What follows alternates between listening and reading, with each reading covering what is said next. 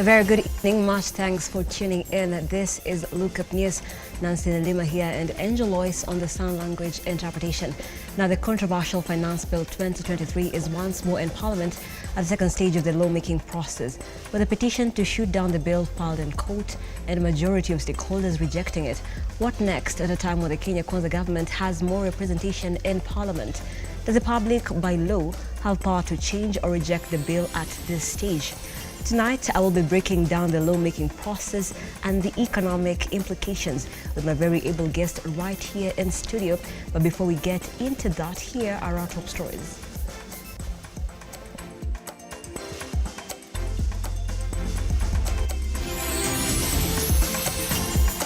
Following members will suffer the following fate: Millie Odhiambo, 2 weeks; Joyce Kamene, 2 sittings; TJ Kajwang, 2 weeks. Tonight on Lookuptv News, chaos marred the National Assembly after the Speaker stayed Sabina Chege's removal as Minority Deputy Whip.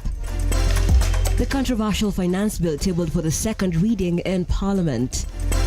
Withdraw the Finance Bill 2023 and apologize to Kenyans, Raila tells Ruto. And in the corridors of justice, court orders inquest into the death of Jeff Mwathi.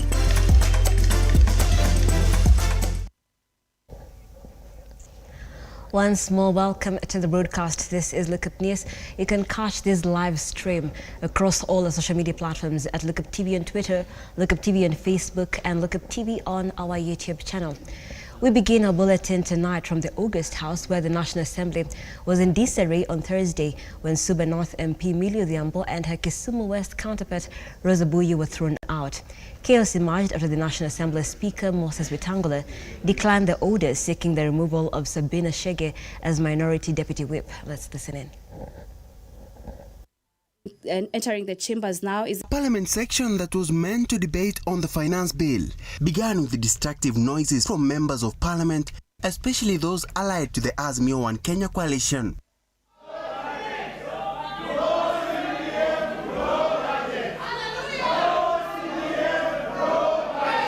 The situation worsened when the Speaker Moses Wetangula stood to give communication to the members of Parliament. Wetangula upholding the decision of Kiambu High Court ordering the Azimio coalition against replacing Member of Parliament Sabina Chege as the Deputy Minority Whip. From the foregoing, my hands are therefore tied with regard to the court order that has been brought to my attention, until and unless further information is provided that this order has been varied or set aside. The court order effectively suspends the decision by the minority party on the replacement of the Honourable Sabina Chege as the Deputy Minority Whip.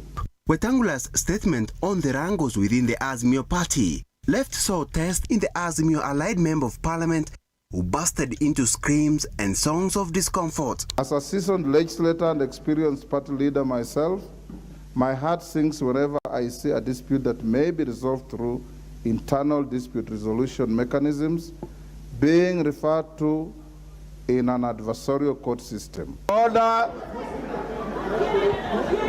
Order!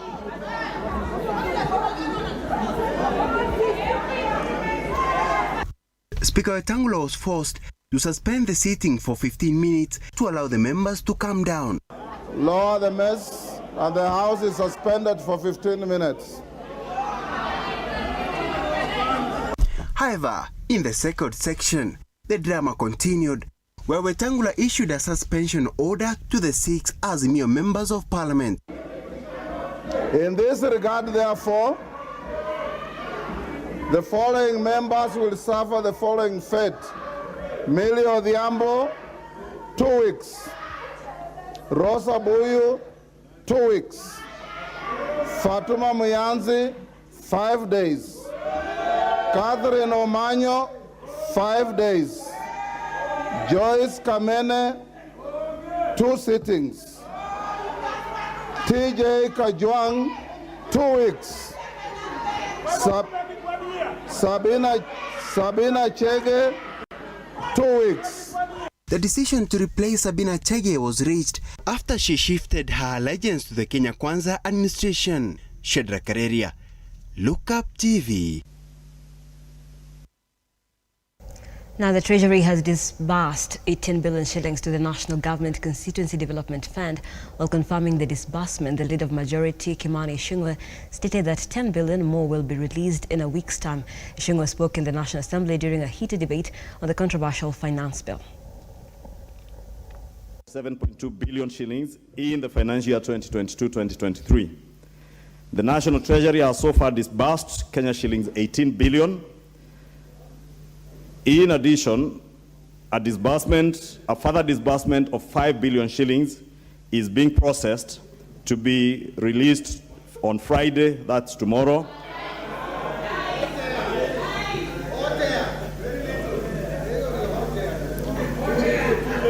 And a further Kenya shillings 5 billion will be released on Tuesday of next week. This brings the total disbursements to Kenya shillings 38 billion. The National Treasury hopes to clear the outstanding balance of 19.2 billion by the close of the financial year. Is that when I look at this budget, at the backdrop of having only one teacher by JSS class, and that instead of increasing more money to the education sector, we are doubling money in the office of the president. I believe the regulations and administration set within the budget estimate guarantee that there is a balance in terms of tax balance. Staying on that bill, the opposition coalition Azimio top leadership led by Raila Odinga has demanded that President William Ruto withdraws the controversial Finance Bill 2023 and offer a public apology for proposing the bill. Odinga says the bill will have detrimental financial implications on Kenyans due to proposed increase in taxes, and has equally appealed to members of the National Assembly to reject the bill in its entirety. Differences between the government and the opposition over the contentious Finance Bill 2023 continue to deepen. On Thursday, Azimio leader Raila Odinga has demanded that President Ruto drops the controversial bill and offer a public apology to Kenyans. We ask Ruto to humble himself, withdraw this bill, offer apology, and seek forgiveness from Kenyans for the anxiety caused then, and begin afresh. The opposition and the government have found themselves at loggerheads over the bill that proposes an increase in a number of taxes, including the housing levy, that has sent shockwaves among different stakeholders in the country. This bill is economic sabotage. If Ruto insists on this bill, this country will go into full recession. This bill requires... With the government experiencing a serious financial crunch, Odinga has attributed the current financial crisis in the country to alleged corruption and mismanagement of resources. Nearly all major infrastructure projects have stalled. Where is the money going? It is being stolen and being spent on wrong priorities to massage Ruto's ego. We are calling on Kenyans to reject excess taxation to finance wasteful expenditure. Unlike his previous press briefing, on Thursday, Odinga made proposals he believes will help President Ruto navigate harsh economic reality in the country. Among the proposals, Odinga says the government should stop duplication of county roles and responsibilities, and has asked that the government stops clawing back devolved functions. Mr. Odinga wants adoption of a zero-based budgeting, where he suggests that the making of the current budget starts from scratch, where there will be justification for every allocation of funds without reference to the previous year's budget. Moreover, the Azimio leader insists government should not grow the size of the budget, but should instead cut it down so that the country can live within its means. He also says government should not impose new taxes, but it should seal the loopholes that lead to the loss of revenue. Additionally, Odinga wants government to stop non-essential expenditures, such as the appointment of 50 CAS, in addition to reduction of the size of government. He also proposes a cut on non-essential domestic and international travels. Mr. Odinga recommends a freeze of ministerial out-of-station allowances, ministerial house allowances, and domestic allowances for cabinet and principal secretaries. Finally, Odinga wants stoppage of corruption and theft of public funds. We have agreed with our MPs on what to do. Vote against any tax rises. Should Ruto overrun the National Assembly, we will regroup and overrun him in the wider National Assembly of the whole people of Kenya. If all efforts to stop the finance bill fall through, the bill will be tabled in the House next week for discussions. Henry Tende, Lookuptv. Now, the acting managing director for Kenya Bureau of Standards, KEBS, Esther Ngari, was submitting a report to the Trade Industry and Cooperatives Committee on the irregular release of condemned sugar, said almost 22,000 bags of brown sugar remain out of sight as probe into the matter heightens. The Thursday meeting saw the acting MD grilled over missing gaps in the report, including lack of clarity on why police officers were not involved as soon as the bags of sugar valued at 20 million shillings went missing. Investigations into the Maki irregular release of brown sugar took a new twist on Thursday after the acting managing director Esther Ngari submitted a detailed report that highlighted the jurisdictions of KEBS into the matter involving the sugar valued at 20 million shillings. Invitation to destruction of condemned brown sugar in 40 by 20 feet containers from Zimbabwe. In her submission, the MD took press on a step-by-step sequence on how the sugar got at the Thika-based warehouse, and a circular was subjected to the individuals involving in the manning of the warehouse. We facilitated the activation of the seals and breakage of custom seals of the above-mentioned 40 by 20 feet containers found to contain items in bags. Sales were received by Vinepark Industries in the presence of KEBS, National Police, DCI, AFA, NEMA, and the clearing agent.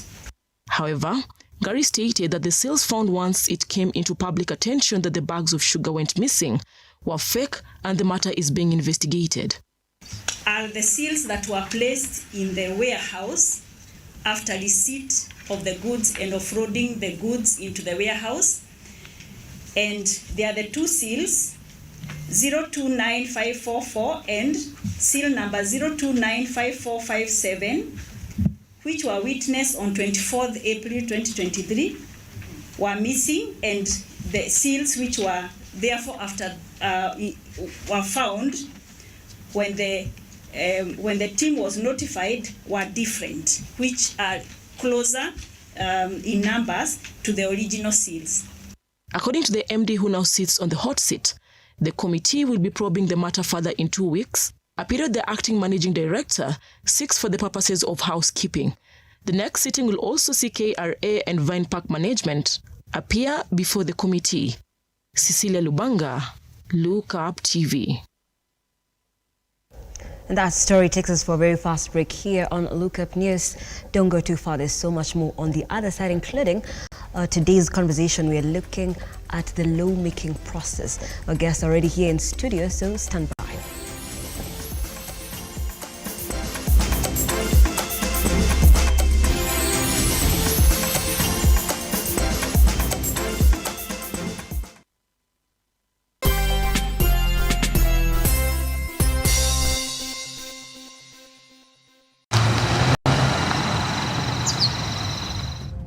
Usiwahi cheza na mboga yangu.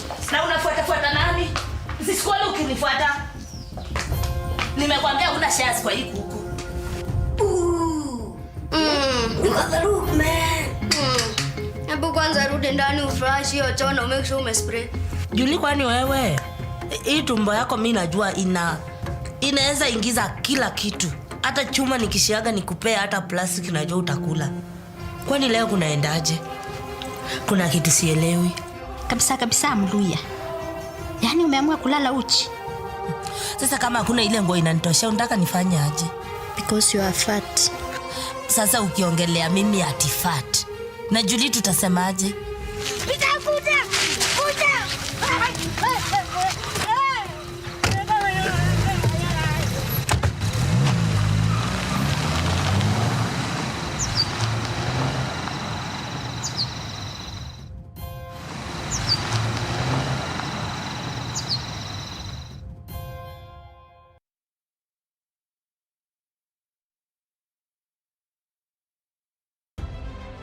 In a world where every voice matters, where women and children need our unwavering support, Muthingi TV's Muthoni Nyarari stands out, and it's for this reason that she has been nominated for the AfriGlow Women Choice Awards 2023 as the presenter of the year. Your voice matters. Your support counts. To vote for Muthoni Nyarari, dial *483 *733 *551212#. Together, let's amplify our voices and bring attention to the issues that matters the most.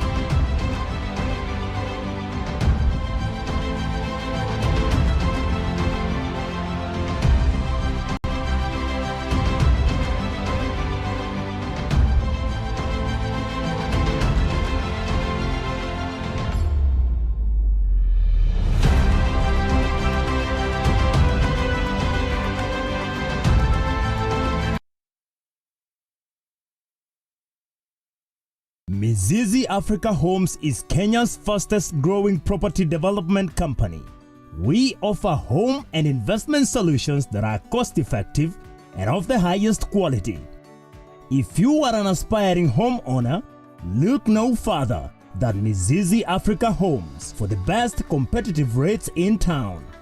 Introducing our new project at Bustani ya Mizizi in Malindi, a prime property with close proximity to Malindi Town, Sandy Beach, international hotels and airport, private, public schools and hospitals, commercial area and police stations, fertile land, well drained with a perimeter fence all round, sufficient borehole and county water, electricity and man-made water harvesting dams for farming and fishing. Retire mapema bila pressure and grab yours today. An 8th acre at only 99k with ready title deeds.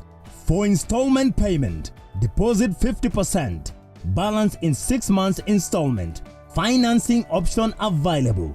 Bustani ya Mizizi in Malindi. Mapema ndio best. For more information, contact us on 020-790-2215 or WhatsApp us on 0742-112-215, www.miziziafricahomes.com and email info@miziziafricahomes.com.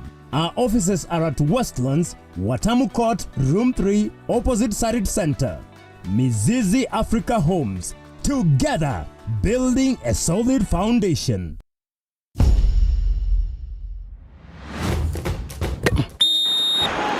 Michezo na wachezaji, matukio na matokeo uwanjani. Tumejifunga kibwebwe kukuletea mbwembwe, si mazungumzo ya kusisimua. Ndiyo maana safu ya spoti ipo hapa kwa ajili yako. ZFC! Nami hapa nahodha Robert Chacha, sisuisui na kuandalia kipindi bomba cha safu ya spoti kila siku ya Jumamosi kuanzia saa 7:30 ndani ya runinga nambari 1 ya michezo Lookuptv.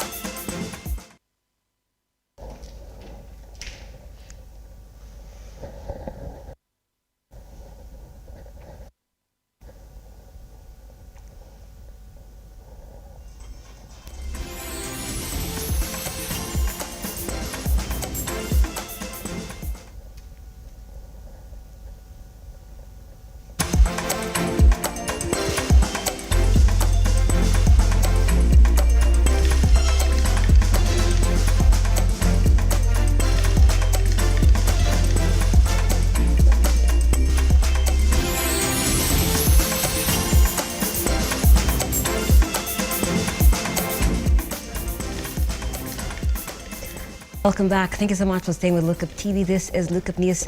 Nancy Nelima here and Angel Lois on the sign language interpretation. Let's now head over to the corridors of justice. An inquest into the death of Jeff Mwathi, who died in February this year at DJ Fatso's home, will be held on August 10th. The matter was discussed before Magistrate Zainab Abdul on Thursday, who directed the investigating officer to provide the documents he will use in the inquest to the parties involved. At least 35 witnesses will be called to shed light on Mwathi's death. Anne Mwathi, the late Mwathi's mother, who was present in court, said her family has been in agony since Mwathi died.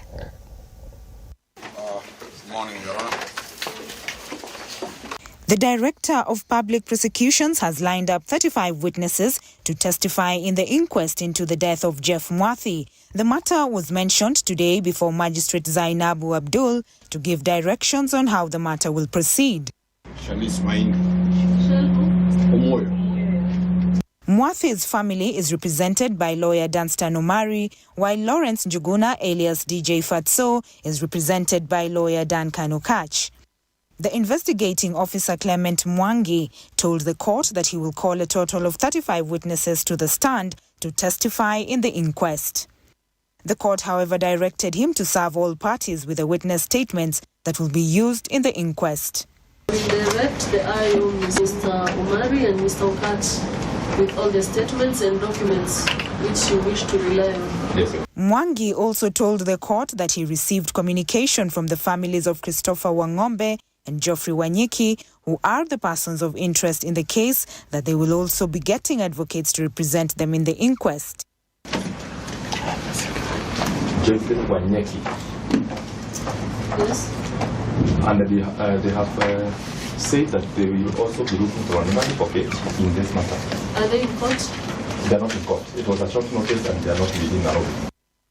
Mwathi's family lawyer Danstan Omari, while calling for anyone who may have any information that may be of help to the case, assured of witness protection, adding that the government would ensure their safety. Na kama familia tunaomba yeyote ambaye ana ushahidi wowote, aidha polisi hawakuchukua ushahidi wake ama ushahidi wake ulichukuliwa lakini hukuletwa, sababu lazima kuna mtu aliona, lazima kuna sikio lilisikia, lazima. The case will be heard on the 10th of August. Audrey Cherotich, Lookuptv.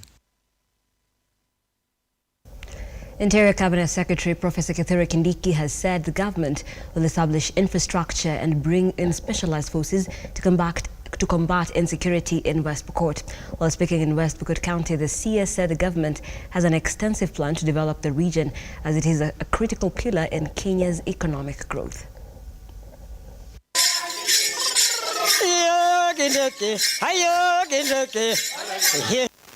Nataka vile vile niseme ya kwamba ili kurahisisha utawala wa hapa, nimesikiza maombi ya viongozi wenu wale wameongea hapa, na najua ya kwamba kuna sehemu za utawala zilikuwa zimetangazwa kama miaka 6 iliyopita na serikali iliyopita, lakini walitangaza tu kwa magazeti, hawaku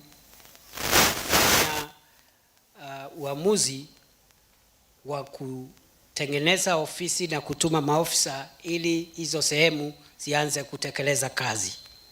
Kwa hivyo ninaamuru kubuniwa kwa tarafa mpya hapa West Pokot, tarafa 7 sikiwemo Chepkobesh, Kodich, Seker, Masol, Kaptabuk, Miskwoni, and Dug. And now to some sporting action. National men's football teams Harambee Stars has today received a financial boost from the Ministry of Sports, as they prepare for the international friendlies. Stars will leave for Mauritius on Saturday, June 10th for a 4 Nations tournament that features the host Pakistan and Djibouti. The journey runs from June 11th to June 18th, with matches scheduled to be played at the Angela Kupen Stadium. Sports Cabinet Secretary Ababu Namwamba has reiterated the government's support to the Kenya national team.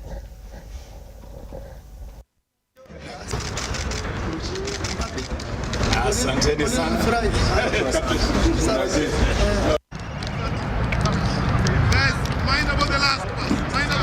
Kwangu hapa ni dhihirisho dhati ya kwamba serikali iko tayari kuunga shirikisho la soka hapa nchini na kuunga timu zetu za kitaifa, timu za wanaume Harambee Stars na hata timu za kinadada Harambee Starlets, kuwaunga mkono vilivyo na kuhakikisha kwamba wanajitayarisha jinsi inavyostahili.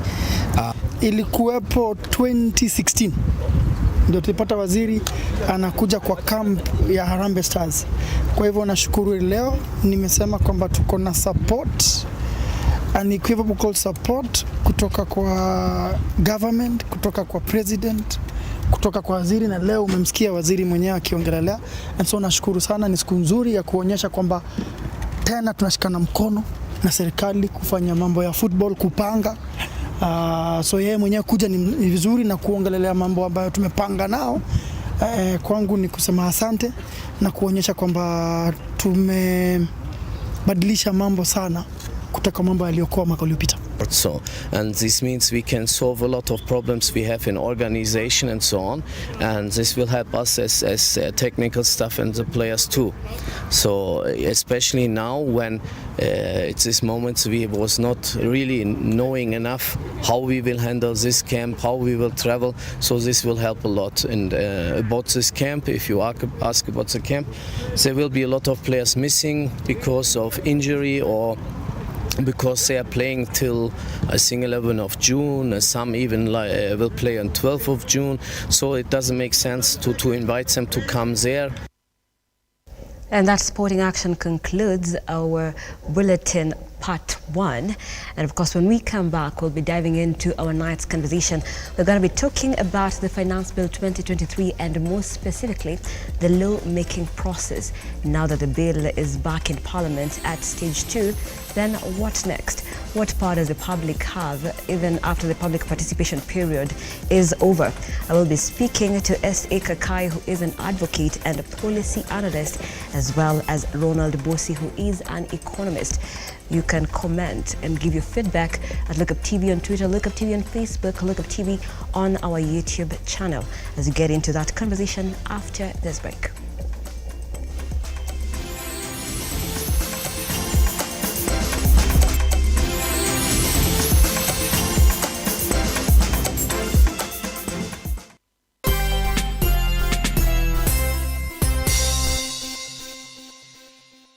Mizizi Africa Homes is Kenya's fastest growing property development company.